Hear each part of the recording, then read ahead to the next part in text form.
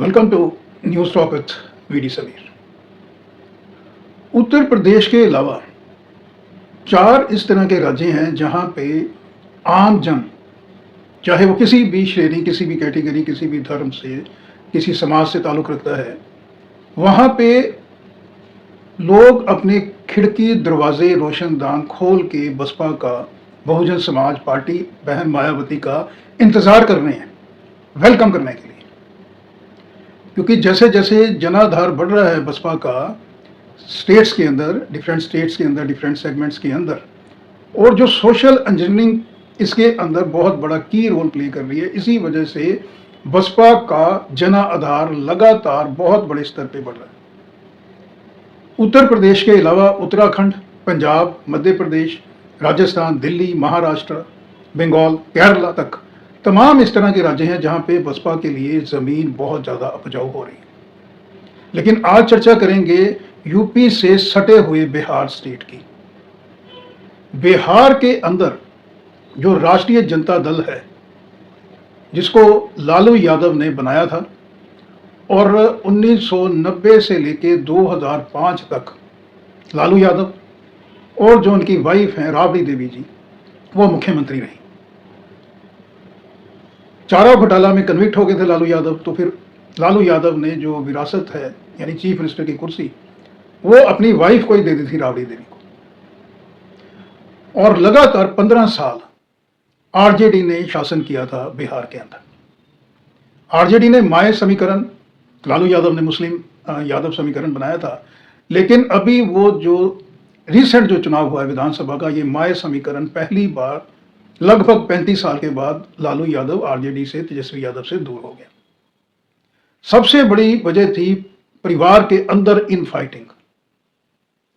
सबसे पहले जो लालू यादव के बड़े बेटे हैं तेज प्रताप, वो पार्टी से अलग हुए, उनको इनफैक्ट निकाला गया लालू यादव की द्वारा, उन्होंने अपनी अलग पार्टी बना ली। उसके बाद लालू यादव की जो 2 बड़ी बेटियां हैं मीसा भारती और रोहिणी आचार्य, इन्होंने भी कहीं ना कहीं मोर्चा खोला तेजस्वी यादव के अगेंस्ट ही, क्योंकि आरजेडी को लीड जो अभी विधानसभा के चुनाव हुए थे वहां 2025 में तेजस्वी यादव ने ही लीड किया था। और तेजस्वी यादव लगातार जो है वो अपने परिवार के ये जो 3 सदस्य मैंने आपके बताए उनके निशाने पे, स्पेशली जो है रोहिणी आचार्य। जब बहुत बड़ी हार हुई थी आरजेडी की बिहार में अभी रिसेंट इलेक्शन में, तो रोहिणी आचार्य ने सीधा डायरेक्ट टारगेट किया था तेजस्वी यादव को कि उनका जो गुट है, स्पेशली संजय यादव जो है, जो की एड हैं तेजस्वी यादव के, उनको लेके निशाना पहले तेज प्रताप ने, और उसके बाद अभी रोहिणी जो आचार्य हैं, जो बड़ी बहन है तेजस्वी यादव की, उन्होंने पहले भी निशाना साधा और आज भी उन्होंने बगैर नाम लिए हुए तेजस्वी यादव का, लेकिन निशाना उन्हीं की तरफ था। उन्होंने कहा कि कुछ जयचंद इस तरह के हैं अभी पार्टी के अंदर जो पार्टी का यानी आरजेडी का बहुत नुकसान कर रहे हैं। अब मैं आपको पॉइंट वाइज बताऊंगा कि किस तरह से जो बिहार है वो वेट कर रहा है बहन जी का। लॉजिकल रीजन है क्योंकि गोदी मीडिया और नेशनल जो चैनल्स हैं, प्राइम जो न्यूज़ हैं, वो कवर नहीं करेगा इन चीज़ों को। जहां पे बसपा का जनाधार कुछ बढ़ता है, कुछ प्लस होता है, तो वो नींद की गोली खा के सो जाता है मस्त ये गोदी मीडिया।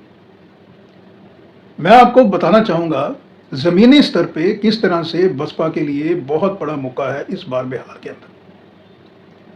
सबसे बड़ा जो बिंदु है गौर करने के लिए वो है कि जो आरजेडी है, आरजेडी के अंदर इतनी ज़्यादा इस वक्त इन फाइटिंग है। तेजस्वी यादव हार के बाद जो विधानसभा चुनाव हुए, बहुत बड़ी हार का सामना करना पड़ा है उनको, बहुत मुश्किल एलओपी लीडर ऑफ ऑपोजिशन वो बने हैं। अब कितनी देर वो एलओपी रहते हैं ये भी देखने वाली बात होगी। यानी आरजेडी की ज़मीन बहुत ही सिमटी और सुखड़ी है। पार्टी के बीच में जो कोर टीम है वो भी कहीं ना कहीं तेजस्वी यादव की लीडरशिप पे अब क्वेश्चन मार्क लगा रही है। और जिस तरह से बहन ने, रोहिणी ने ही अपने भाई तेजस्वी के खिलाफ जो मोर्चा खोल दिया है, और भारतीय जनता पार्टी जनता दल यूनाइटेड जिस तरह से स्ट्रांग हो रही है, खुला मैदान दे दिया कहीं ना कहीं आरजेडी ने इस वक्त BJP Janata Dal United alliance को। तो जो कोर वोटर है आरजेडी का, जिसमें जैसे मैंने कहा माय समीकरण मुस्लिम यादव, ये इस वोट बैंक में बहुत बेचैनी है कि आरजेडी के, क्योंकि आरजेडी का जो अस्तित्व है वो मैं समझता हूँ खत्म होने वाला है। क्योंकि करप्शन के आरोप लालू यादव उनकी फैमिली के ऊपर लगातार हैं। लालू यादव तो कन्विक्ट हो गए थे चारा घोटाला में। उसके बाद जो लैंड फॉर जॉब स्कैम है, यानी जब रेलवे मिनिस्टर थे लालू यादव, तो उन्होंने ऐसा उन पे आरोप है, केस चल रहा है, अभी फाइनल स्टेज पे ही है, डिसीजन आने वाला है, कि लालू यादव ने बतौर सेंटर में रेलवे मिनिस्टर रहते हुए बिहार के कुछ युवाओं को नौकरी दी थी रेलवे में, और उसके बदले में उनकी ज़मीन हड़प ली थी आरजेडी ने, माना लालू यादव परिवार ने। तो ये बहुत बड़ा एक लैंड फॉर जॉब स्कैम है, इसका केस भी चल रहा है, और इसके साथ और तमाम करप्शन के केसेस फैमिली के ऊपर चल रहे हैं। तो फैमिली यानी RJD, RJD means Lalu Yadav family. तो लालू यादव फैमिली इस वक्त उनके ऊपर, स्पेशली तेजस्वी यादव के ऊपर भी जो कोर्ट का कभी भी जो है डंडा है, यानी उनको भी कभी भी जेल में जाना पड़ सकता है। तो तमाम चीज़ों को लेके आरजेडी बिल्कुल हाशिए पे है। और आरजेडी का जो वोट बैंक है, यानी मुस्लिम यादव समीकरण, ये भारतीय जनता पार्टी के साथ भी कंफर्टेबल नहीं है और जनता दल यूनाइटेड के साथ भी नहीं है। यानी कोई भी अभी फिलहाल माय समीकरण के लिए कोई भी दल सूटेबल, जो उपयुक्त दल है, वो बिहार के अंदर नहीं है। जिस तरह से बसपा का बहन जी का कद बढ़ा है, और अभी जो विधानसभा चुनाव में बहुत बढ़िया प्रदर्शन किया था बसपा ने बिहार के अंदर, सीट हालांकि बसपा को एक ही मिली थी, लेकिन बहुत से सेगमेंट्स में ज़बरदस्त परफॉर्मेंस रही। और अगर फ्री एंड फेयर इलेक्शन रहा होता, जैसे मैंने पिछले कुछ वीडियो में आपको बताया था कि जो स्टेट की मशीनरी है और जो इलेक्शन कमीशन ऑफ इंडिया है, अगर उनका एटीट्यूड टोटली अनबायस्ड रहा होता तो बसपा के लिए बहुत ज़्यादा सीटें बसपा प्राप्त कर सकती थी बिहार में। यानी वो निकल गया, जो बीत गया वो बात गई। आज की बात करते हैं तो बिहार के अंदर जो माय समीकरण, यानी जो लालू यादव का वोट बैंक है, वो लगभग माना जाता है, उसमें कुछ ओबीसी की जातियां भी आती हैं, कुछ स्मरण समाज का वोट है, ये लगभग 20 से 25% है। तो ये 20 से 25% जो वोट बैंक है, ये सीधा का सीधा बसपा के खेमे में आ सकता है बिहार में। इसके अलावा जो बिहार में एससी दलित समाज है, वो समाज तो सीधा का सीधा बसपा के साथ जुड़ेगा, इसमें प्लस कीजिए आप। और जिस तरह से बहन जी सोशल इंजीनियरिंग के मुद्दे पे कंसंट्रेट कर रही हैं, अगर ये चार चीज़ों को प्लस किया जाए, यानी सोशल इंजीनियरिंग, एससी समाज का वोट बैंक, ओबीसी का कुछ वोट बैंक, और स्पेशली यादव्स और माइनॉरिटी में मुस्लिम, अगर ये वोट बैंक सारा का सारा बसपा की तरफ आ सकता है, मैं समझता हूं अगर वर्ड भी नहीं लगाना चाहिए, अगर बहन जी कुछ कंसंट्रेट करती हैं बिहार के अंदर हर लेवल पे अगर बसपा की एक नई टीम बनती है, संगठन जो है वो उसका रीस्ट्रक्चरिंग होती है पॉलिटिकल, तो फिर ये सारे सेगमेंट जुड़ेंगे बसपा के साथ बिहार के अंदर, और ये जो वोट शेयर है ये लगभग 50% के आसपास पहुंच जाएगा। तो 50% का जो वोट शेयर है वो तो फिर पूरी तरह से नींद उड़ाने वाला है भारतीय जनता पार्टी, जनता दल यूनाइटेड गठबंधन की सरकार की। क्योंकि आरजेडी ने इतनी नालायकी की है बिहार के अंदर, पहली नालायकी उन्होंने की कि जो कांग्रेस को स्पेस दिया, कांग्रेस को जो स्पेस दिया आरजेडी ने बिहार के अंदर, स्पेशली 2025 के विधानसभा चुनाव में, कांग्रेस ने अंदर खाते भीतर घात नुकसान ही किया आरजेडी का। क्योंकि कांग्रेस का अपना तो कुछ भी जनाधार नहीं है, मैं समझता हूँ लगभग 10-12 विधानसभा की सीटों पे कांग्रेस का जनाधार है, और आरजेडी उनको जरूरत से ज्यादा जो है वो वेटेज देती है बिहार के अंदर। तो ये भी नुकसान हुआ आरजेडी को। तो ये जो सेगमेंट वाइज मैं आपको बताना चाहूंगा, 40 लोकसभा की सीट्स हैं बिहार के अंदर, इसके अंदर लगभग 30 सीटें ऐसी हैं जिसको एससी, ओबीसी और माइनॉरिटी, ये हार जीत जो है इन सेगमेंट्स में डिसाइड करती हैं। लगभग विधानसभा की 150 से 175 सीटें, 150 से 175 सीटें ऐसी हैं जिनको माइनॉरिटी यानी मुस्लिम समाज, अलॉन्ग विद यादव्स, ओबीसी की दूसरी जातियां, और एससी समाज जिसके ऊपर हार जीत का फैसला करता है, यानी इस कॉम्बिनेशन की वहां पे से है। और ये जो कॉम्बिनेशन है ये सीधा का सीधा बसपा के साथ जुड़ने को तैयार खड़ा है बिहार के अंदर। तो लालू यादव परिवार के ऊपर खुद संकट है। लालू यादव परिवार के ऊपर संकट का सीधा सीधा मायना है कि आरजेडी को बहुत बड़ा खतरा है अपनी, पंजाबी में बोलते हैं, होंद बचाने का, अपने अस्तित्व को बचाने का। क्योंकि इस वक्त जो है बसपा जो है उसके लिए बहुत बड़ा स्पेस खाली है, मैदान बिहार के अंदर, क्योंकि बिहार के अंदर बहुत बड़ा सेगमेंट इंक्लूडिंग वुमेन का भी एक ऐसा सेक्शन है जो बसपा के साथ जुड़ने को तैयार है। तो तमाम इस तरह के बिंदु हैं कि जो बिंदु इशारा कर रहे हैं डायरेक्टली, एक इन्विटेशन, एक कॉर्डियल रिस्पेक्टेड इन्विटेशन है from the side of general public of Bihar कि बसपा को जल्द से जल्द बिहार के अंदर आना चाहिए। बहन जी को आकाश आनंद के जरिए जो है वो युवाओं के अंदर अपनी एक पैंठ बनाने का बहुत बड़ा मौका है, क्योंकि बिहार के अंदर काफ़ी ज़्यादा ऐसा माना जाता है कि जो यूथ वोटर जो अभी छिटक गया है आरजेडी से, क्योंकि जो पिछला विधानसभा चुनाव हुआ था बिहार के अंदर 2020 में, तो बहुत सा जो यूथ था वो अट्रैक्ट हुआ था तेजस्वी यादव की तरफ। जिस तरह से एम्प्लॉयमेंट जनरेशन के इश्यूज रेज किए थे उस वक्त तेजस्वी यादव ने, उसकी बदौलत। तो आज भारतीय जनता पार्टी और जनता दल यूनाइटेड यानी एनडीए गठबंधन के पास कोई भी यूथ फेस उस तरह का नहीं है जो यूथ सेगमेंट में जाके वहां पे जिसकी अपील हो और वहां से उनको अच्छा पॉजिटिव रिस्पांस मिले in terms of seats like that.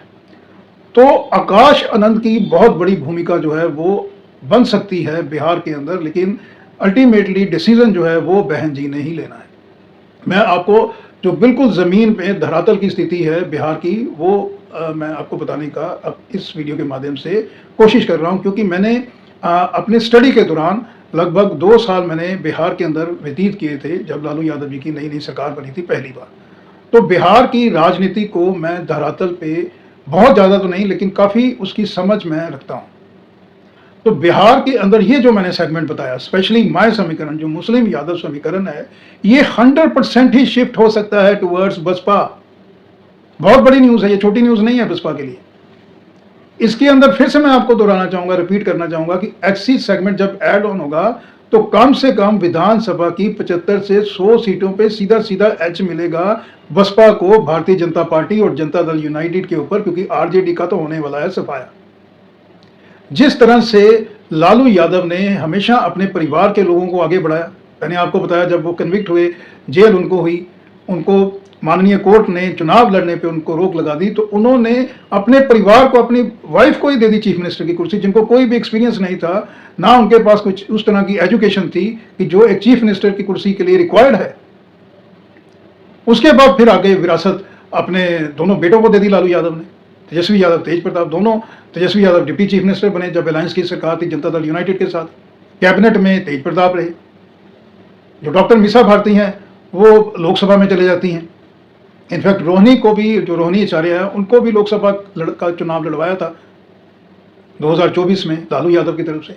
तो परिवार को ही लालू यादव ने आगे रखा, जिसकी वजह से आज जो है वो मुस्लिम यादव समीकरण टूटा फूटा है। स्पेशली जो यादव्स हैं उन्होंने 2025 के विधानसभा चुनाव में बढ़ चढ़ के वोटिंग किया, स्पेशली जनता दल यूनाइटेड को, नीतीश बाबू को, क्योंकि जो प्रशांत किशोर ने एक नैरेटिव बनाया अपनी जन स्वराज पार्टी की बदौलत वहां पे बिहार में, वो यही था कि लालू यादव ने ना मुस्लिम समाज के लिए कुछ किया है, उनको मुस्लिम को सिर्फ वोट की राजनीति के लिए ठगा है और यादव को भी ठगा है।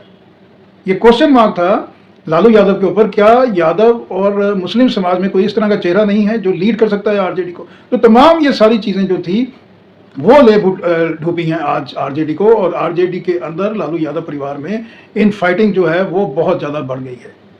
तो इसी इन फाइटिंग का जो साइड इफेक्ट है वो जा रहा है बसपा के फेवर में। की पॉइंट्स 2-3 हैं कि एक तो बसपा बहन जी को कॉन्सेंट्रेट पर्सनली करना पड़ेगा बिहार के अंदर गांव के लेवल से, यानी पंचायत लेवल से लेके स्टेट लेवल तक रीस्ट्रक्चरिंग करनी पड़ेगी, ऑर्गेनाइजेशन की नई नियुक्तियां करनी पड़ेंगी। यूथ को और वुमेन जो है उनको एम्पावरमेंट देनी पड़ेगी, यानी ज़्यादा से ज़्यादा भागीदारी देनी पड़ेगी, और सोशल इंजीनियरिंग और जो एडमिनिस्ट्रेशन रिफॉर्म्स हैं उसका एक नैरेटिव सेट करना पड़ेगा बहन जी को। और बहन जी अगर आकाश आनंद और उनके साथ जयप्रकाश सिंह जैसे यूथ लीडर्स को अगर आगे करती हैं बिहार में, तो आप यकीन मानिए अगला विधानसभा चुनाव बिहार के अंदर होने वाला है बीजेपी वर्सेस बीएसपी, क्योंकि जनता दल यूनाइटेड के जो इस वक्त प्रमुख हैं यानी नीतीश बाबू जो मुख्यमंत्री हैं, उनका एज फैक्टर, हेल्थ फैक्टर जो है वो उस लेवल का नहीं है कि आने वाले चुनाव में, चाहे वो विधानसभा लोकसभा का है, उस तरह से वो एक्टिव होके पार्टिसिपेट नहीं कर पाएंगे। अंततः सीधी की सीधी फाइट बिहार में होने वाली है Bharatiya Janata party versus Bahujan Samaj party. और बहुजन समाज पार्टी का जो वोट परसेंट है, जो वोट सेगमेंट है, वो आज की डेट में भारतीय जनता पार्टी से बहुत बड़ा है बिहार के अंदर। तो आज के अंक में इतना ही, फिर किसी और मुद्दे को लेकर आपके समक्ष हाजिर होऊंगा। तब तक के लिए नमस्कार, धन्यवाद, थैंक यू।